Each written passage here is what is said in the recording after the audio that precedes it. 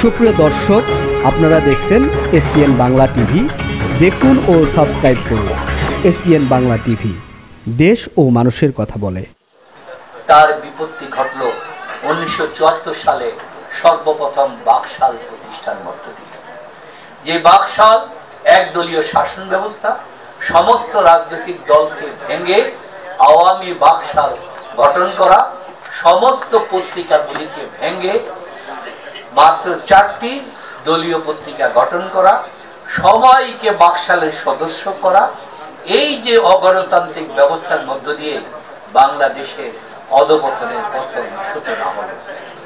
তারপর শহীদ প্রেসিডেন্ট জিয়াউর রহমান তিনি যখন ক্ষমতায় আসলেন, তিনি ছিলেন অত্যন্ত দূরদর্শী। এই আধুনিক বাংলাদেশের যিনি রূপকার, এই আধুনিক বাংলাদেশকে যিনি গড়ে তুলেছেন।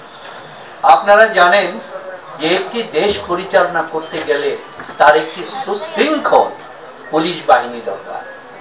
বাংলাদেশের তখন পুলিশ বাহিনী ছিল লাঠি হাতে নিয়ে দাঁড়ানো পুলিশ বাহিনী, ওই নবাব সিরাজউদ্দৌলার সেই লাঠি হাতে নিয়ে দাঁড়ানো পুলিশ বাহিনী, সিপাহ সালার মতো। এই শহীদ প্রেসিডেন্ট জিয়াউর রহমান তিনি ভাবলেন যে একটি আধুনিক পুলিশ বাহিনী গড়ে তুলতে হবে। এই আধুনিক পুলিশ বাহিনী তিনি গঠন করেছিলেন ব্যাংককের অনুপ্রেরণা।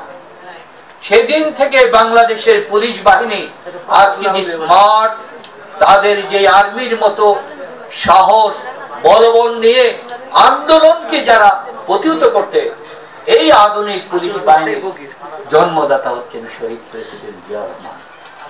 এবং আমাদের এই দেশের অর্ধেক নারী তাকে এই পুলিশ বাহিনীর মধ্যে সংযুক্ত করলেন প্রেসিডেন্ট জিয়াউর রহমান। তিনি এই বাংলাদেশকে গড়ার জন্য যে সংগ্রাম প্রচেষ্টা, এটা হচ্ছে আভ্যন্তরীণ শান্তি শৃঙ্খলা রক্ষা করার জন্য সেনাবাহিনীকে নতুন ভাবে গড়ে তুললেন। তাকে সেখানে অস্ত্র সরঞ্জাম, প্রতিবেশী দেশ যে কোনো মুহূর্তে আমাদের আক্রমণ করতে পারে, সেই জন্য তিনি সেনাবাহিনীকে গড়ে তুললেন। তারপরে তিনি ভাবলেন এই দেশের অর্থনীতিকে গড়ে তুলতে হবে। তিনি দেখলেন যে সবচাইতে বড় জিনিস হচ্ছে যোগাযোগ ব্যবস্থা। তাই তার আমলে সর্বপ্রথম এই যোগাযোগ ব্যবস্থা সারা বাংলাদেশের নেটওয়ার্ক সৃষ্টি। তিনি দ্বিতীয় যে কন্ডিশন, সেটা হচ্ছে বিদ্যুৎ। এই বিদ্যুৎকে গ্রাম অঞ্চলে পাঠানোর জন্য তিনি পল্লী উন্নয়ন বিদ্যুৎ বোর্ড গঠন করেন।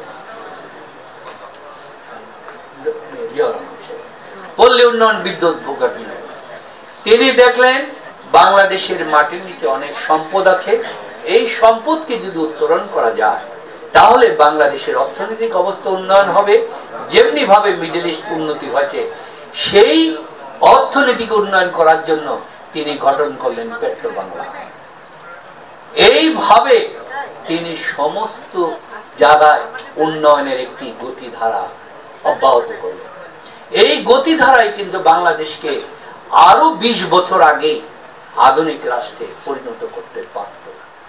সেই জিয়াউর রহমান যখন এই জিনিসগুলি করলেন এবং গণতন্ত্র ফিরিয়ে দিয়ে যখন একটি গণতান্ত্রিক চর্চার ব্যবস্থা করলেন, তখন জিয়াউর রহমান একটি ষড়যন্ত্রের শিকার হলেন। এই ষড়যন্ত্র আন্তর্জাতিক ষড়যন্ত্র। এই ষড়যন্ত্র যারা বাংলাদেশের উন্নয়ন চায় না, যারা বাংলাদেশকে করদ রাজ্যে পরিণত করতে চায়, তাদের এই ষড়যন্ত্রে জিয়াউর রহমানকে হত্যা করা হবে।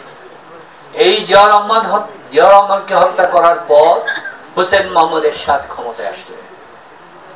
আসার পর তিনি আবার সেই স্বৈরাচারী ব্যবস্থা জারি করে বাংলাদেশকে পিছনের দিকে টেনে নিয়ে গেলেন। সেই হোসেন মোহাম্মদ এরশাদের প্রথম দিকের মার্শাল অত্যন্ত কড়াকড়ি ছিল। সেই মার্শাল এতই করা হলো, বলা হলো ডাইনে বায়ে তাকালেই 7 বছরের জেল। সেই মুহূর্তে আমাদের প্রিয় নেত্রী বেগম খালেদা জিয়া, দেশনেত্রী, তিনি পার্টির সভাপতি হলেন, কিন্তু নিজের অভিষেক করতে পারলেন না। পাশাপাশি শেখ হাসিনা আওয়ামী লীগের সভানেত্রী হলেন, কিন্তু অভিষেক করতে পারলেন না। হোসেন মোহাম্মদ এরশাদ সেটা করতে দিলেন না। তার বিরুদ্ধে আমরা ঢাকা বিশ্ববিদ্যালয়ে উনি 1982 সালে 4 ফেব্রুয়ারি উনি ক্ষমতা গ্রহণ করলেন। তারপর আমরা আন্দোলন করলাম ঢাকা বিশ্ববিদ্যালয় 1983 সালে। আমরা শহীদ 14 ফেব্রুয়ারি আমরা সেই আন্দোলন ঢাকা বিশ্ববিদ্যালয় থেকে আমরা সেক্রেটারিতে আসতে হলাম। সেই আন্দোলনের সেই ঐতিহাসিক মিটিংয়ে আমি সভাপতিত্ব, জাতীয় ছাত্র ইউনিয়নের সভাপতি হিসাবে 14 দলীয় সর্বদলীয় ছাত্র পরিষদে সেই মিটিংয়ে আমি সভাপতি ছিলাম। এই জিয়াউর রহমান সাহেবের মৃত্যুর পর বাংলাদেশে এই উন্নয়নের স্থবিরতা বন্ধ হয়ে গিয়েছিল। উনি সর্বপ্রথম আসার পর এই সৌদি আরব বলেন, চীন বলেন, সমস্ত রাষ্ট্রগুলি পৃথিবীর যারা বাংলাদেশকে স্বীকৃতি দেয় নাই সবাই স্বীকৃতি দিল।